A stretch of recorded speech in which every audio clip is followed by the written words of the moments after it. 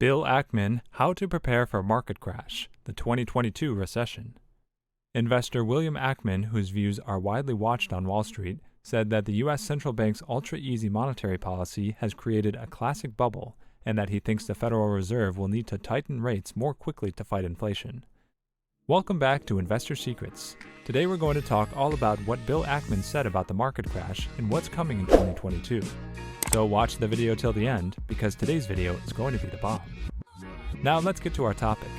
Billionaire hedge fund manager Bill Ackman said the Federal Reserve needs to deliver a big interest rate hike to restore its credibility and shock and awe the market.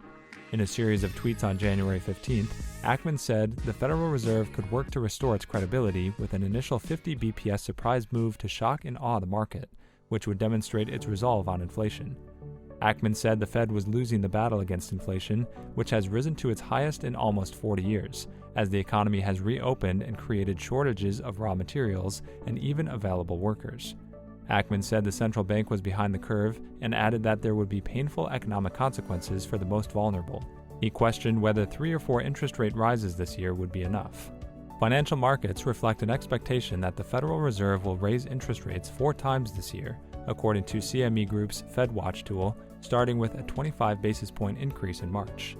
Major banks such as Goldman Sachs and Deutsche Bank expect 4 rate hikes this year. JP Morgan CEO Jamie Dimon said that the Fed may raise interest rates as much as 7 times this year. Inflation is at a 40-year high, with the Consumer Price Index (CPI) up 7% in December 2021 from the previous year. This was the largest 12-month rise since 1982. The Fed has not raised interest rates by more than 25 BPS at a time since 2000. The Fed slashed its main interest rates, the federal funds rate, to a record low target range of between 0% and 0.25% in the spring of 2020 during the onset of the COVID pandemic. Ackman said the Fed's larger than expected 50 BPS hike could prevent the need for more aggressive action in the future. A 50 BP initial move would have the reflexive effect of reducing inflation expectations, which would moderate the need for more aggressive and economically painful steps in the future, he tweeted.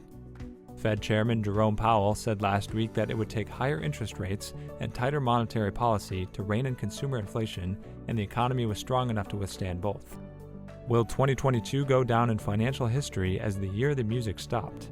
After the extraordinary buoyancy in markets in 2021, the risk of a painful downturn is certainly escalating. In weighing that risk, investors face one overwhelmingly uncomfortable fact. Central banks continue to rig the markets through their asset purchasing programs, with important consequences for private portfolios. The expansion of central bank balance sheets started as a response to the great financial crisis of 2007 to 2009, and accelerated when the pandemic struck in March 2020. This monetary activism perpetuates a looking-glass world where supposedly safe assets such as index-linked government bonds yield a negative income. While they may remain safe in the sense that they offer liquidity, they're nonetheless toxic because they ensure a guaranteed loss if the investment is held to maturity. At the same time, most nominal government bonds currently show a negative real yield after adjusting for inflation. One implication is that a traditional well-structured diversified portfolio, split 60-40 between equities and bonds, has long been unhelpful for retail investors because bonds have lost their traditional insurance quality. Another is that investors have been forced to take on more risk, notably in equities, while risk across many markets is underpriced. In effect, the central banks have subverted the market's capacity to establish realistic prices. And as I pointed out in FT Money a year ago, bond investors face reinvestment risk, whereby investments providing a good income today cannot be replaced by equally attractive investments when they reach maturity. The flood of central bank liquidity has caused valuations to become stretched, most notably in the US, where the cyclically adjusted price-to-earnings ratio invented by Nobel laureate Robert Shiller reached 38.3 in autumn last year, fast approaching the multiple of 44.2, notched up at the peak of the dot-com boom. This is the second highest peak in 150 years, says Chris Watling of Longview Economics and Consultancy. U.S. stock market capitalization as a multiple of gross national product, a measure favored by billionaire investor Warren Buffett, hit an all-time record of 2.8 in the second quarter of 2021, compared with a dot-com peak of 1.9. The symptoms of an equity bubble are rife in the U.S. Witness the SPAC phenomenon, where blank check companies bring private companies to market while circumventing the protections afforded by conventional initial public offerings. Share prices of money-losing businesses are being ramped up, notably in the tech sector. Boston-based fund manager GMO points out that 60% of the growth stocks in the Russell 3000 index make no money, and this was true even before the COVID-induced recession. Meanwhile, small retail purchases of U.S. equity options have grown explosively in volume, and speculation in crypto assets is increasingly frenetic. While some of these bubble characteristics, such as SPACs and crypto speculation, are now affecting Europe, equity valuations in the Eurozone, the UK, and Japan are not so conspicuously stretched. The UK in particular is shunned by many international investors because of a perceived paucity of growth companies, worries about Brexit-induced lower economic growth, and a disproportionate number of fossil fuel-intensive companies in the indices. Yet the bond markets in Europe and Japan are subject to the same underpricing of risk as in the US, and the rest of the world's markets will surely feel the backwash when the US equity bubble bursts. Economists and actuaries tend to equate risk with volatility. But for mere mortals, the most damaging risk is loss of capital. It's worth noting that the 2021 Credit Suisse Global Investment Returns Yearbook records that from the peak of the dot-com boom in 2000 to March 2003, U.S. stocks fell 45%, UK equity prices halved, and German stocks fell by 2/3. What might cause the bond market bubble and the U.S. equity market bubble to burst?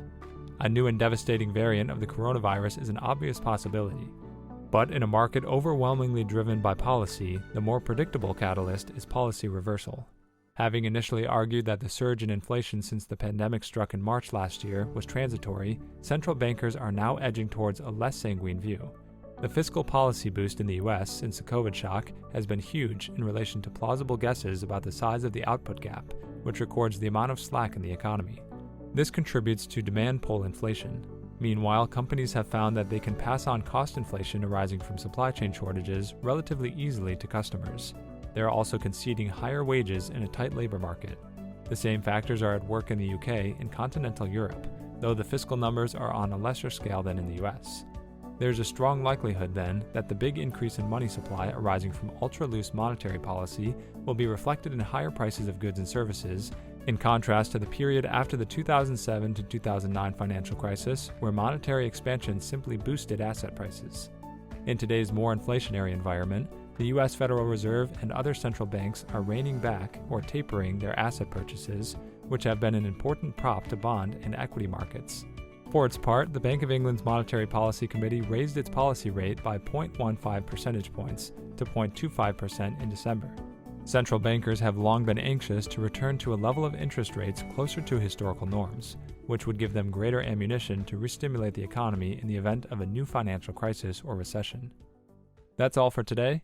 If you guys enjoyed this video or think it was valuable, then don't forget to hit the thumbs up, subscribe to our channel, and hit the bell icon to get notified first.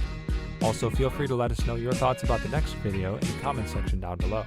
See you soon. Bye.